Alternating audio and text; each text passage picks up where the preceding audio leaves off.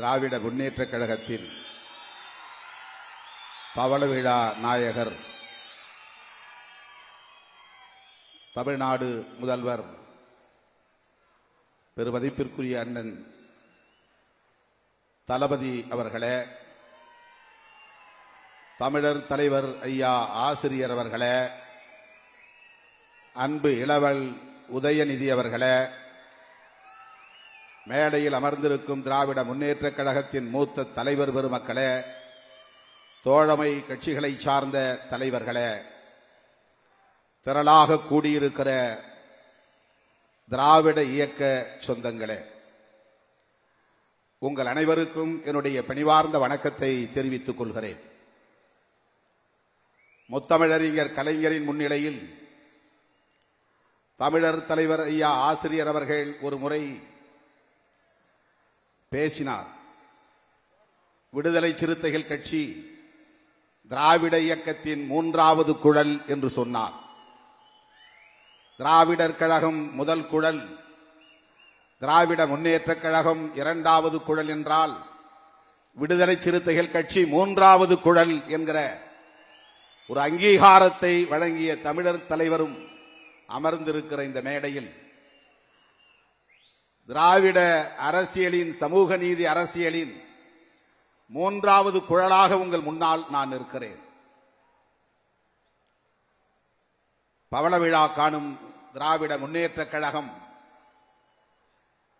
இந்திய அளவில் அனைத்து அரசியல் இயக்கங்களுக்கும் வழிகாட்டக்கூடிய ஒரு மகத்தான பேரிழக்கம். வெறும் தேர்தல் அரசியலை முன்னிறுத்தி அதிகாரத்தை நோக்கி இயங்குகிற சராசரி அரசியல் கட்சி அல்ல. அதனால்தான் 75 ஆண்டுகளாக அதே வீரியத்தோடு வீறு கொண்டு வெற்றி நடை போடுகிற இயக்கமாக இன்றைக்கு திராவிட முன்னேற்றக் கழகம் 6வது முறையாக ஆட்சி பீடத்தில் அமர்ந்திருக்கிறது. முதலாக நாடாளுமன்ற அவையிலே உரையாற்றுகிற போது பேரறிஞர் அண்ணா அவர்கள் I belong to Dravidian stock என்று சொன்னார். அந்த அவை அவரை திரும்பி பார்த்தது. முற்றிலும் மாறுபட்ட ஒரு கருத்தை எடுத்து முன்வைத்தார். நான் டிராவிடியன் ஸ்டாக், உங்களிலிருந்து வேறுபட்டவன், மாறுபட்டவன் என்று உரத்து பேசியவர் அண்ணா அவர்கள். அந்த அண்ணாவின் தம்பி முத்தமிழறிஞர் கலைஞர் அவர்கள் அண்ணாவுக்கு பிறகு கட்சியின் தலைமை பொறுப்பையும் ஆட்சி பொறுப்பையும் ஏற்றார். கட்சி தலைமை பொறுப்பை ஏற்றபோது 5 பெரும் முழக்கங்களை முன்வைத்தார். திராவிடர் கழகத்தின் நிறுவனர் ஐயா பெரியார் அவர்களின் கொள்கை வழியில்தான் திராவிட முன்னேற்றக் கழகம் இயங்கும் என்பதை ஆட்சி பொறுப்பு ஏற்றதும் பேரறிஞர் அண்ணா அவர்கள் அறிவித்தார். ராஜாஜியோடு சேர்ந்து கூட்டணி அமைத்து ஆட்சியை கைப்பற்றினாலும் இந்த ஆட்சியை பெரியாரின் காலடியில் காணிக்கையாக வைக்கிறேன் என்று சொன்னார். அதுதான் அரசியல் முதிர்ச்சி, கொள்கை முதிர்ச்சி, பெருந்தன்மை. பெரியார் வழியிலிருந்து ஒருபோதும் நழுவ மாட்டோம் என்று உரத்து பேசியவர் பேரறிஞர் அண்ணா. அதுதான் டிராவிடியன் ஸ்டாக். 5 பெரும் முழக்கங்களை முன்வைத்த போது பேரறிஞர் அண்ணாவின் தம்பி தலைவர் கலைஞர் அவர்கள் அண்ணா வழியில் அயராது உழைப்போம் என்று சொன்னார். அண்ணா வழி என்றால் ஐயா வழி, அதுதான் திராவிட அரசியல் வழி என்று பொருள். ஆதிக்கமற்ற சமுதாயத்தை அமைத்தே தீருவோம், இந்தி திணிப்பை என்றும் எதிர்ப்போம், மத்தியில் கூட்டாட்சி, மாநிலத்தில் சுயாட்சி, வன்முறை தவிர்த்து வறுமையை வெல்வோம். இந்த 5 பெரும் முழக்கங்கள் எதை காட்டுகிறது என்றால், ஐயா வழி தவறாமல் அண்ணா வழியில் இயங்கும் திராவிட அரசியல் இயக்கம் இது, சமூக நீதி இயக்கம் இது என்பதை முத்தமிழறிஞர் கலைஞர் அவர்கள் பிரகடனப்படுத்தினார். அதை அப்படியே பின்பற்றினார். ஒரு சமூக இயக்கமாக, பண்பாட்டு தளத்திலே இயங்குகிற இயக்கமாக செயல்படுகிற பொறுப்பு என்பது வேறு, பணி என்பது வேறு. ஒரு தேர்தல் கட்சியாக வந்த பிறகு பேரறிஞர் அண்ணா அவர்கள் எந்த தயக்கமும் இல்லாமல் பெரியார் கொள்கையை நடைமுறைப்படுத்துவதில் தீவிரம் காட்டினார். இந்தியாவிலேயே முதலாக ஒரு சமூக புரட்சியை ஏற்படுத்தக்கூடிய வகையில சுயமரியாதை திருமணத்தை சட்ட அங்கீகாரம் பெற்றார். வேறு எந்த மாநிலத்திலும் இது கிடையாது. நீண்ட நெடுங்காலமாக 1000 தலைமுறைகளாக இருந்து வந்த பண்பாட்டு தளத்தில் மிகப்பெரிய சம்மட்டி அடியை கொடுத்தார். ஒரு தாக்குதலை நடத்தினார். பெரியார் வழியை பின்பற்றுகிறோம் என்பதை உறுதி செய்தார். தமிழ் உணர்வுதான் எங்களின் ஆணி வேர் என்பதை உணர்த்தக்கூடிய வகையிலே மதராஸ் மாகாணம் என்று இருந்ததை தமிழ்நாடு என்று பெயர் சூட்டி தம்முடைய மொழி இன உணர்வை உறுதிப்படுத்தினார். அது பெரியார் வழி. ஏனென்றால் பெரியார் தான் முதலில் தமிழ்நாடு தமிழருக்கே என்கிற முழக்கத்தை எழுப்பியவர். அவருடைய மாணாக்கர், தலைமை மாணாக்கர் அண்ணா அவர்கள் தமிழ்நாடு என்று இந்த மண்ணுக்கு பெயர் சூட்டினார். இருமொழி கொள்கைதான் என்பதை உறுதிப்படுத்தினார் பேரறிஞர் அண்ணா. அவருடைய வாரிசு என்பதனால் இந்தி திணிப்பை என்றும் எதிர்ப்போம் என்றார் முத்தமிழறிஞர் கலைஞர். அதை ஏற்க மாட்டோம், தேசிய கல்விக் கொள்கையின் மூலம் நீ திணித்தாலும் என்று இன்றைக்கும் அதை நடைமுறைப்படுத்துகிறவர் அண்ணன் தளபதி அவர்கள். அதனால் தான் நேற்று பிரதமரை போய் சந்திக்க நேர்ந்தது. நீங்கள் திணிக்கிற தேசிய கல்விக் கொள்கையின் மூலம் மும்மொழி கொள்கையை திணிக்க பார்க்கிறீர்கள், ஒருபோதும் நாங்கள் ஏற்றுக்கொள்ள மாட்டோம் என்று இன்றைக்கும் I belong to Dravidian stock என்று சொல்லுகிற துணிச்சலை பெற்றவர் தளபதி அவர்கள். அந்த லெகசி, டிராவிடியன் லெகசி தளபதி அவர்களிடத்திலே இன்றைக்கு இருப்பதனால் தான் இந்த ஆட்சியே டிராவிடியன் மாடல் என்று பிரகடனப்படுத்தி இருக்கிறார். கலைஞர் கூட அதை அறிவிக்கவில்லை. அண்ணா அரசு என்று சொல்லி இருக்கிறார். ஆனால் எப்படிப்பட்ட ஒரு ஆட்சியை நாங்கள் நடத்துகிறோம் என்பதை இந்திய நாடே அறிந்து கொள்ளக்கூடிய வகையிலே இது டிராவிடியன் மாடல் என்று பிரகடனப்படுத்தியவர் தளபதி அவர்கள். இவரை வெறும் குடும்ப வாரிசு என்கிறார்கள். கருத்தியல் வாரிசு, பெரியாரின் கொள்கை பேரன். பெரியார் வழியில் அவர் தொடர்ந்து இயங்குகிறார் என்பதற்கு இதைவிட வேறு சான்று தேவையில்லை. இந்தி திணிப்பை என்றும் எதிர்ப்போம். முத்தமிழறிஞர் கலைஞர் மாநிலத்தில் சுயாட்சி, மத்தியில் கூட்டாட்சி, இந்த முழக்கம் இந்திய மாநிலங்களில் எந்த முதல்வராலும் இதுவரையில் முன்வைக்கப்படவில்லை. அரசமைப்பு சட்டத்தின்படி எழுப்பிய முழக்கம். அதற்காக முதலில் 1969 பி.வி. ராஜமன்னார் தலைமையிலே ஒரு குழுவை அமைத்து இந்திய ஒன்றிய அரசுக்கும் தமிழ்நாடு மாநில அரசுக்கும் இடையிலான உறவுகள் குறித்து விசாரணை நடத்த சொன்னவர். அதை பின்பற்றித்தான் பஞ்சாபிலே ஆனந்தப்பூர் சாஹிப் தீர்மானம் நிறைவேற்றப்பட்டது. மேற்கு வங்கத்திலே ஒரு கமிட்டி உருவாக்கப்பட்டது. அதன் பிறகுதான் இந்திய ஒன்றிய அரசு சர்க்காரியா தலைமையிலே மத்திய மாநில அரசுகளுக்கு இடையிலான உறவை பற்றி விசாரிப்பதற்கென்று ஒரு குழு அமைக்கப்பட்டது. இந்த தாக்கத்தை ஏற்படுத்தியவர் முத்தமிழறிஞர் கலைஞர் அவர்கள். சென்ட்ரல் ஸ்டேட் ரிலேஷன்ஸ், இந்திய ஒன்றிய அரசுக்கும் மாநில அரசுகளுக்கும் இடையிலான உறவுகள் என்னவாக இருக்க வேண்டும், அதிகார பகிர்வுகள் என்னவாக இருக்க வேண்டும், மாநில அரசுகளுக்கான சுயாட்சி உரிமை எத்தகையது என்பதை பற்றிய விவாதத்தை இந்திய அளவிலே ஏற்படுத்தியவர் முத்தமிழறிஞர் கலைஞர் அவர்கள். அதேபோல இந்தியாவில் எந்த மாநில முதல்வர்களும் பின்பற்றாத பல நலத்திட்டங்களை முதலில் அறிமுகப்படுத்தியவர் முத்தமிழறிஞர் கலைஞர். கண்ணொளி வழங்கும் திட்டம் உலகில் இந்தியாவில் வேறு எந்த மாநிலத்திலும் அது கிடையாது. குடிசை மாற்று வாரிய திட்டம், கூரை குடிசைகளை எல்லாம் நகர்ப்புறங்களிலே அவற்றை எல்லாம் நீக்கி அழகுபடுத்தி கட்டிடங்களில், அடுக்குமாடி கட்டிடங்களில் எளிய மக்கள் வாழ முடியும் என்பதை முதலில் உருவாக்கியவர். கிராமப்புறங்களில் இருக்கிற கூரை குடிசைகளை எல்லாம் அப்புறப்படுத்திவிட்டு கார வீடுகளை கட்டித் தருகிற திட்டத்தை ஏற்படுத்தி அன்றைய பாதுகாப்புத்துறை அமைச்சர் ஜெகஜீவன் ராம் அவர்களை அழைத்து வந்து அந்த திட்டத்தை தொடங்கி வைத்தவர் முத்தமிழறிஞர் கலைஞர்.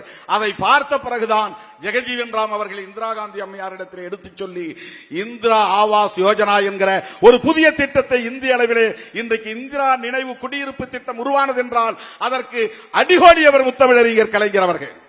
இப்படி இந்திய அளவிலே ஒரு கருத்தியல் தாக்கத்தை ஏற்படுத்திய இயக்கம் திராவிட முன்னேற்ற கழகம். காலம் காலமாக கோவில்களில் ஒரு குறிப்பிட்ட சமூகத்தை சார்ந்தவர்களின் குடும்ப வாரிசுகளே அர்ச்சனை செய்ய முடியும் என்று இருந்த நிலையை மாற்றியவர்.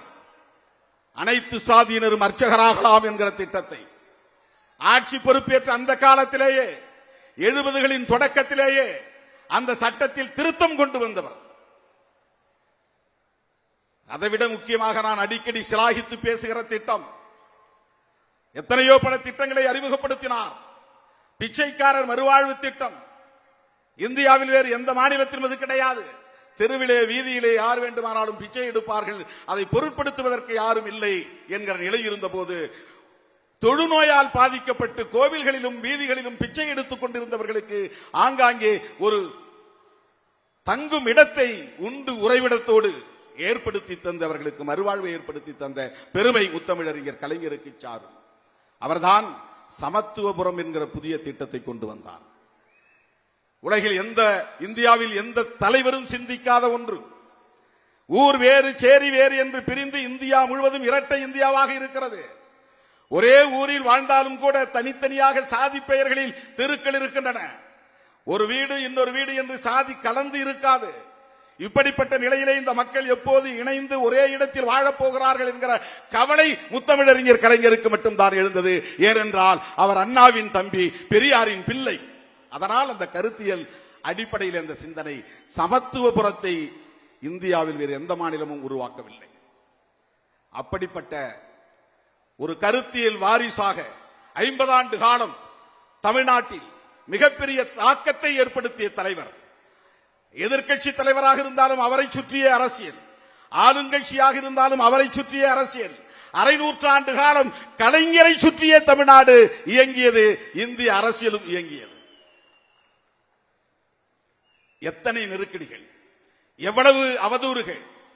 மிசா காலத்திலே நெருக்கடி, அதன் பிறகு கட்சி 2 முறை பிளவுபட நேர்ந்தது அந்த நெருக்கடி, அதன் பிறகு ராஜீவ்காந்தி படுகொலை, அதனால் மிகப்பெரிய சரிவு, மிகப்பெரிய பாதிப்பு, அதன் பிறகு அண்மையிலே 2009 ஈழத்தில் நடந்த இனப்படுகொலை, அது தொடர்பான அவதூறு பிரச்சாரங்கள், இப்படி எத்தனையோ பல நெருக்கடிகளை தாண்டி 75 ஆண்டுகளாக இந்த இயக்கம் தாக்குப்பிடித்து நிற்கிறது. பவள விழா காண்கிறது, ஆட்சி பீடத்தில் அமர்ந்திருக்கிறது. இந்த காலகட்டத்தில் அண்ணா இருந்தால் தட்டி கொடுப்பார், கலைஞர் இருந்தால் உச்சி மோந்து முத்தம் கொடுப்பார். அப்படி ஆளுமை வாய்ந்த, பேராளுமை வாய்ந்த தலைவராக இன்றைக்கு நம்முடைய தளபதி அவர்கள் தொடர் வெற்றி, 2019 வெற்றி, 2021 வெற்றி, 2024 வெற்றி, தொடர்ந்து 2017 இருந்து பிரச்சனைகளின் அடிப்படையில் உருவான இந்த அணியை தேர்தலுக்காக உருவாக்கப்பட்ட அணி அல்ல, தேர்தல் காலத்தில் உருவாக்கிய அணி அல்ல, காவேரி நீர் பிரச்சனைக்காக உருவாக்கிய இந்த அணியை இன்று வரையில் கட்டுக்கோப்பாக அதை வைத்து வழிநடத்திக் கொண்டிருக்கிறார். வேறு எந்த மாநிலத்திலும் ஒரு அணி தேர்தல் காலத்தில் உருவாகும், தேர்தல் முடிந்ததும் சிதறி போகும். ஆனால் இந்த அணி இன்றைக்கும் கட்டுக்கோப்பாக இயங்குகிறது என்றால் அதற்கு அண்ணன் தளபதி அவர்களின் ஆளுமை மிக்க வழிநடத்துதல் தான். தொடர் வெற்றியை சாதித்து மிக பெரும் சாதனையாளராக இன்றைக்கு நிற்கிறார். வெறும் பதவிக்கான அரசியலாக அவர் செய்யவில்லை. அதனால்தான் ஒரு நாளைக்கு முன்னொரு முறை இது திராவிடியன் மாடல் ரூலிங், இது திராவிட மாடல் ஆட்சி என்று திரும்ப திரும்ப சொல்லுகிறார், மீண்டும் மீண்டும் சொல்லுகிறார். ஒன்றை சொல்லி நான் முடிக்க விரும்புகிறேன். முத்தமிழறிஞர் கலைஞர் அவர்கள் சொல்வார், தந்தை பெரியாரின் நெஞ்சில் தைத்த முல்லை எடுக்க அனைத்து சாதியினரும் அர்ச்சகராகலாம் என்கிற சட்டத்தை நான் கொண்டு வந்தேன். தந்தை பெரியாரின் நெஞ்சிலே அது ஒரு நெருடலாக இருந்தது, அது ஒரு முள்ளாகி இருந்து உறுத்திக் கொண்டே இருந்தது. அந்த முல்லை எடுக்க வேண்டும் என்பது எனது முனைப்பாக இருந்தது. அதன் அடிப்படையில் தான் அனைத்து சாதியினரும் அர்ச்சகராகலாம் என்கிற சட்டத்தை கொண்டு வந்தேன் என்று பெருமையோடு சொன்னார். இன்றைக்கு அது நடைமுறையில் உங்கள் காலத்தில் இருக்கிறது. நான் ஒரு வேண்டுகோளை வைக்கிறேன். பேரறிஞர் அண்ணா கண்ட கனவு, அவர் சொன்னார், நான் கொண்டு வந்த இந்த மாற்றங்களால் இருமொழி கொள்கை உறுதிப்பாடு, தமிழ்நாடு பெயர் சூட்டுதல், சுயமரியாதை திருமணம், இந்த மூன்றுக்கும் எதிராக யாராவது பேச முனைந்தால் திராவிட முன்னேற்ற கழகத்தின் சார்பில் அல்லது தமிழக மக்களின் சார்பில் மிகப்பெரிய கிளர்ச்சி உருவாகும் என்று அந்த கொள்கை பகைவர்கள் அஞ்சும் நாள் எவ்வளவு நாளோ அதுவரையில் என்னுடைய ஆட்சி நடக்கிறது என்று பொருள், தமிழ்நாட்டில் என் ஆட்சி நடக்கிறது என்று பொருள் என்று சொன்னார். இந்த மூன்று நிலைப்பாடுகளுக்கும் எதிராக எவனும் சிந்திக்க முடியாது, அச்சப்படுவான். அந்த அச்சம் நீடிக்கிற வரையில் என்னுடைய ஆட்சி என்று அப்போதே அவர் கிளைம் செய்து கொண்டார். இன்றைக்கு நடப்பது கலைஞர் அரசு என்பதை விட அண்ணா அரசுதான். தளபதியின் தலைமையிலே நடக்கிற இந்த அரசு அண்ணா அரசு, அண்ணா ஆட்சி. ஏனென்றால் எந்த சக்தியாலும் சுயமரியாதை திருமணத்தை சட்டத்தின் மீது கை வைக்க முடியாது. எந்த சக்தியாலும் தமிழ்நாடு என்கிற பெயரை மாற்ற வேண்டும் என்கிற துணிச்சல் இருக்க முடியாது. எந்த சக்தியாலும் இருமொழி கொள்கையை மாற்றிவிட்டு மும்மொழி கொள்கையை திணிக்க முடியாது. நேற்றைய பயணம் தளபதியின் பயணம், அதற்கான பயணம்தான். கல்விக்கான நிதியை நீ ஏன் தரவில்லை? உன் மும்மொழி கொள்கையை நான் நடைமுறைப்படுத்த முடியாது என்று சொன்னதால் நீ பிளாக்மெயில் செய்கிறாயா? முடியாது, நாங்கள் இப்படித்தான் இயங்குவோம், நீங்கள் நிதியை தர வேண்டும் என்று சொல்லுகிற துணிச்சல், கருத்தியல் சார்ந்த துணிச்சல்.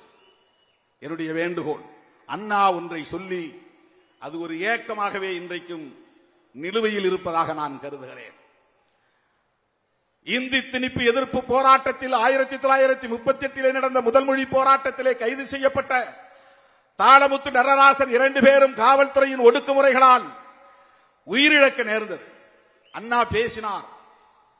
பெரியாரின் இந்த கொள்கைக்கு உரம் சேர்க்கிற வகையிலே உற்ற துணையாக இருந்தவர்கள், உயிரை மாய்த்து கொண்ட போராளிகள் தாளமுத்துவும் நடராசனும். இவர்கள் சார்ந்த 2 பெரும் சமூகங்களும் பெரியாரின் கொள்கைக்கு பின்னிருந்து துணை இருந்தன. திமுக ஆட்சிக்கு வரும் காலத்தில் பெரியார் பக்கத்தில் தாளமுத்துவும் நடராசனும் நிற்பதைப் போல இந்த மூவரின் திருவுருவச் சிலையை நிறுவுவோம் என்று பேரறிஞர் அண்ணா அவர்கள் சொன்னார். அது இன்னும் அப்படியே நிலுவையில் இருக்கிறது. தந்தை பெரியாரின் நெஞ்சில் தைத்த முல்லை முத்தமிழறிஞர் கலைஞர் எடுத்தார். அண்ணாவின் ஏக்கத்தை நீங்கள் நிறைவேற்ற வேண்டும். திராவிட மாடல் ஆட்சியிலே பெரியாருக்கு நடராசன் தாளமுத்துவோடு இருக்கிற திருவுருவச் சிலையை நீங்கள் எழுப்ப வேண்டும். இந்த வேண்டுகோளை வைத்து என்றென்றைக்கும் விடுதலை சிறுத்தைகள் கட்சி, திமுக, திராவிட முன்னேற்ற கழகம், திராவிடர் கழகம் ஆகிய இரட்டை குழல் துப்பாக்கியோடு 3வது குழலாக இருக்கும். தொடர்ந்து இந்த கடத்தில் உங்களோடு நாங்கள் சனாதன சக்திகளுக்கு எதிராக முழங்குவோம் என்பதை சொல்லி வாய்ப்புக்கு நன்றி கூறி முடிக்கிறேன். நன்றி, வணக்கம்.